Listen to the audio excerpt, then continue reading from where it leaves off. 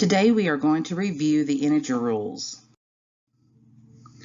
Adding integers. If the signs are the same, you will add the numbers and keep the sign in the answer. For example, if you have 4 plus 3, you are going to just add those numbers and it'll be a positive 7. If you had a negative 8 plus a negative 2, you're still going to just add the 8 and the 2, but you're going to keep the negative, so it'll be a negative 10. If the signs are different, you're actually going to be subtracting the numbers, and the sign of the larger number determines the sign in the answer. Examples would be negative 5 plus 8 is positive 3, because what you are really doing is just subtracting 8 and 5. You get the 3, and it's positive because 8 is larger than 5. Another example, 6 plus negative 10 is negative 4. If you subtract 10 and 6, that would be 4. 10 is larger than 6, so therefore your answer would be a negative 4.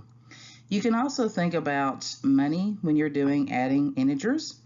If I have $6 and I plan on spending 10, then I'm $4 short of having what I need. So here are some examples, and I'm going to show you on some of these how you can draw models if you're unsure of the rule. And a lot of times if you can just create your own short problem to draw a model, it will refresh your memory of the rule. So the first one, you've got negative 4 plus 6. So you could draw a model using just positive and negative signs. So this would be, I've got 4 negatives, 2, 3, 4, plus 6, so that's positive 6. 6 positive sign, there's 4, 5, 6. This is an addition problem. So when a positive and negative come together, it's a zero pair. So all of these zero out, so they cancel each other out. And what you're left with is a positive 2. So your answer would be positive 2. The next one, you have a negative 3 plus a negative 2. You can draw a model there also. So you've got 1, 2, 3 plus 2 negatives. This is an addition sign. You do not have any zero pairs to cancel out, so you just count how many negative signs you have. So 1, 2, 3, 4, 5. So your answer would be negative 5. If you had a negative 9 plus 5, again, you're going to draw 9 negatives. 1, 2, 3, 4, 5, 6, 7, 8, 9. 5 positives. This is an addition problem, so I'll circle my addition sign. You want to look for your zero pairs. Remember, they'll cancel out when you have a positive and a negative. So these would be zero pairs. And so what you're left with is your 4 negative signs. So that means your answer would be negative 4. Now, it's not always going to be convenient to draw a model, so you do need to know your rules. So when I look at my next problem, 11 plus negative 19, the signs are different. So I know I've got to subtract 19 and 11, and that's going to give me 8. And since 19 is larger than 11, that gives me a negative 8 for my answer. And again, think money, $11, and I want to spend $19, I'm $8 short. My next problem is negative 11 plus 4. The signs again are different. One's positive and one's negative, so I'm going to subtract my numbers. And so 11 minus 4 is going to give me 7. 11 is the larger number in this case, so my answer would be negative 7.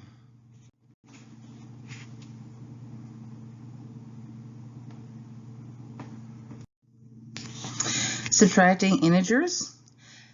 When you see a minus sign means add the opposite. Once you rewrite the problem as an addition problem, you're going to follow the addition rules that you previously saw. So you have some examples here.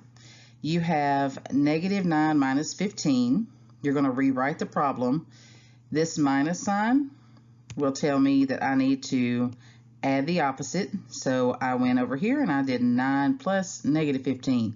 Because minus sign here, this is a positive 15 in your problem, so you had to add the opposite of a positive 15, and then you solve. You had a negative plus a negative, so you add and keep the negative.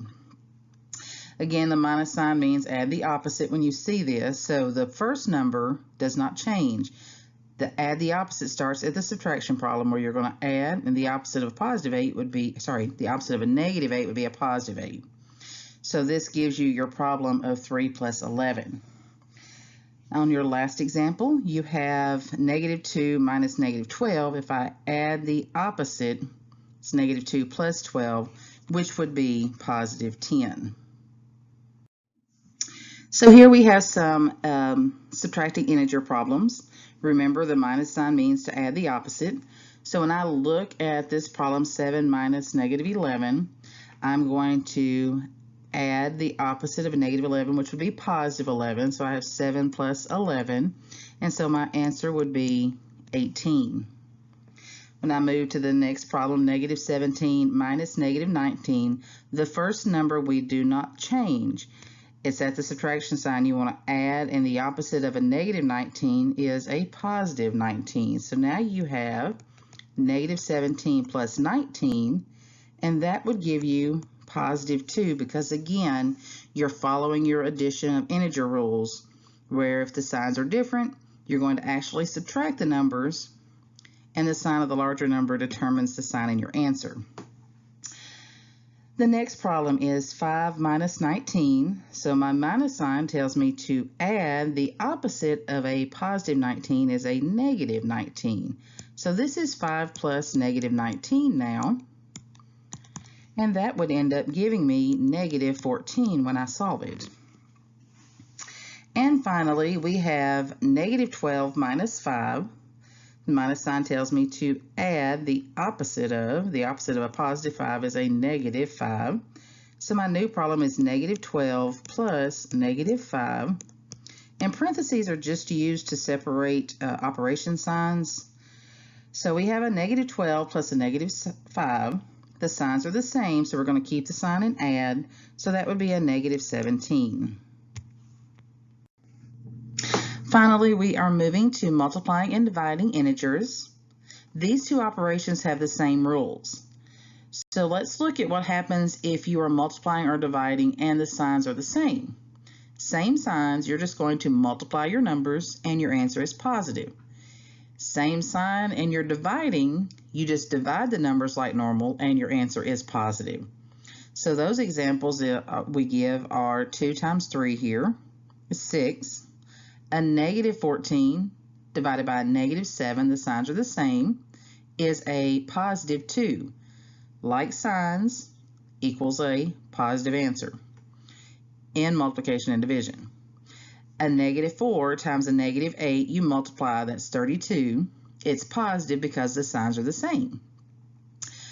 If the signs are different, you have opposite signs, and you're multiplying, the answer will be negative. And the same rule applies for division. You just divide the numbers and your answer would be negative if the signs are opposite. So some examples there. You've got negative 16 divided by 4. The signs are opposites or different. So you divide, 16 divided by 4 would be 4 and your answer would be negative. 25 times negative 2. 25 times 2 would be 50. The signs are opposite, so that's a negative. 18 divided by negative 9, just divide like normal and your answer will be negative because the signs are different, so that gives you negative 2. Now let's practice some multiplying and dividing integers. We have the first problem is negative 2 times negative 10. The signs are the same, so we know our answer is positive, so we just need to multiply 2 times 10 and that would give us 20.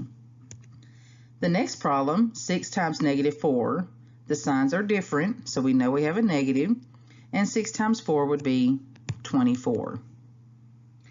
Next problem, 9 times negative 4. The signs are different, so I would have a negative, and 9 times 4 would be 36, so that would give me negative 36. Negative 9 divided by negative 3, the signs are the same, so giving us a positive, and 9 divided by 3 would be positive 3. And finally, 20 divided by negative 2, your signs are different, so that gives you a negative automatically. 20 divided by 2 would be 10.